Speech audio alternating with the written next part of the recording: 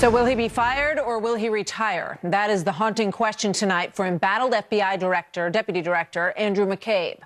The second in command at the agency, accused of leaking classified material to the media, reportedly begging to save his career late today, huddling behind closed doors at the Department of Justice as 5 p.m. Friday's deadline approaches. That is when Attorney General Jeff Sessions can decide whether or not he will fire McCabe before his retirement pension kicks in. Fox News Chief Intelligence Correspondent Catherine Herridge live on Capitol Hill tonight with the story. Good evening, Catherine. Well, thank you, Martha. Earlier today, Fox News confirmed that Andrew McCabe did go to the Justice Department in downtown Washington. This is a very unusual step to take to try to preserve his government pension. We're told the most likely scenario is that the pension will be reduced, but it will not be taken away entirely because that's a very high legal threshold to cross. And based on our reporting, what the Inspector General found is that McCabe either misled or lied to Inspector General investigators about his role in an October 2016 media report about the FBI's investigation at the time into the Clinton Foundation. We also understand the Inspector General has looked at other issues associated with McCabe, including obstruction in the Clinton email case.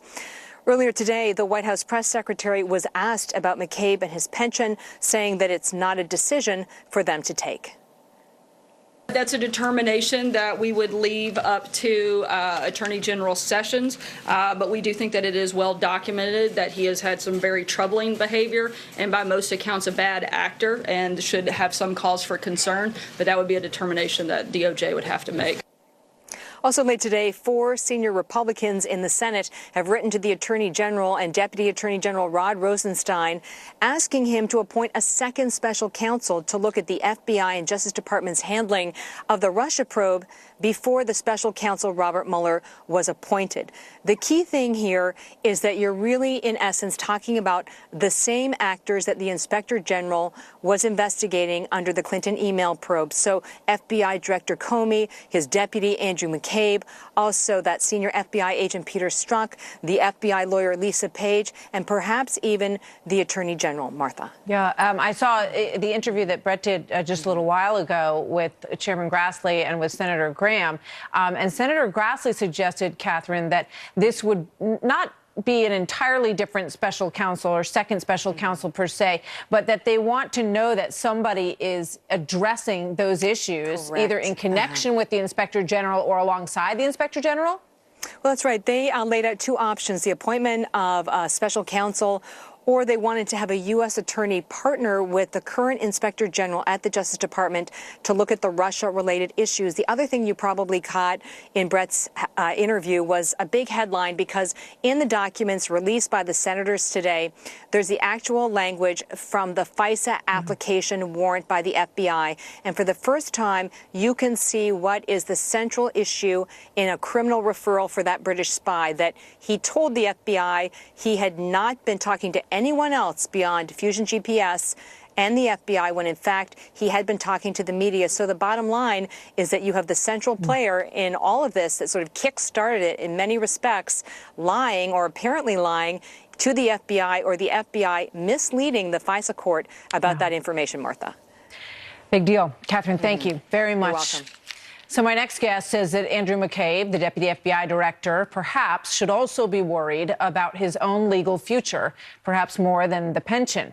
Jonathan Turley, constitutional law attorney and law professor at George Washington University, joins us now. Jonathan, good to see you tonight. Hi, Martha. I can't help but think when I listen to Catherine's report and you look back on this whole journey, it seems like there's a heck of a lot of people who shouldn't be talking to the media, who are talking to the media, and then you have a whole crew who have misled the FBI, including perhaps even people who work there. Right. You have to keep in mind that James Comey himself is accused of removing FBI material and leaking it through a friend to the media. There's a suggestion from Senator Grassley, Chairman Grassley, that at least one of those memos very likely was classified. So these are very serious allegations. But the real strange thing about all of this is that McCabe so far has been worried more about pensions than prison. That's not the choice that was given to Michael Flynn. Michael Flynn, if you recall, was charged with false statements, even though Comey's investigators reportedly believed that Flynn didn't intend to mislead them. That's not apparently the conclusion of the Inspector General with regard to McCabe. Yeah, which is such a great point, because Michael Flynn is still waiting for his sentence. And I think that the sort of final chapter of the Michael Flynn story perhaps is not written yet.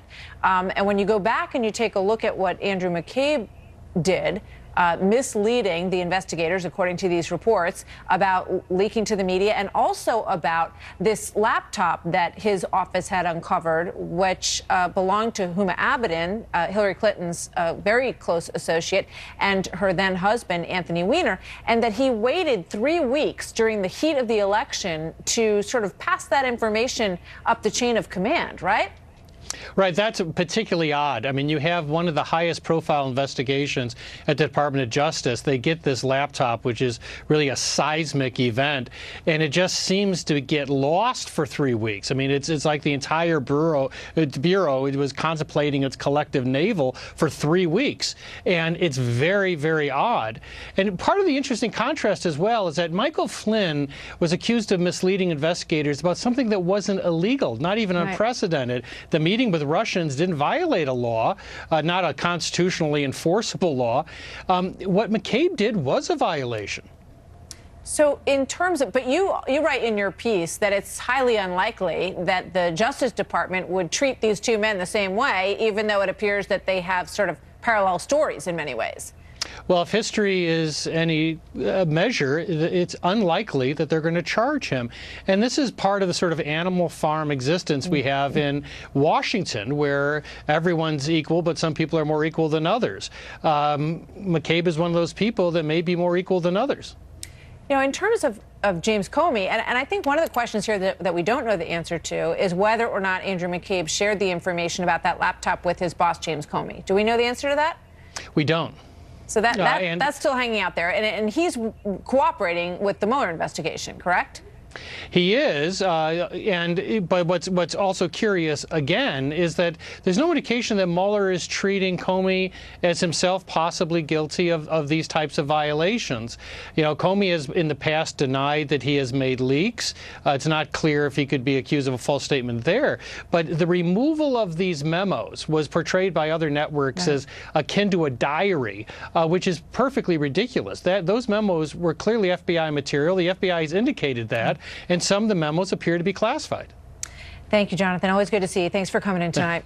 Jonathan Turley in Washington. All right, live look now at the hospital in Miami, where any minute we do expect to get an update on this awful, really unbelievable tragedy today. You can see on the right-hand side of your screen where the pedestrian walkway literally collapsed on top of 8 cars in the middle of the afternoon.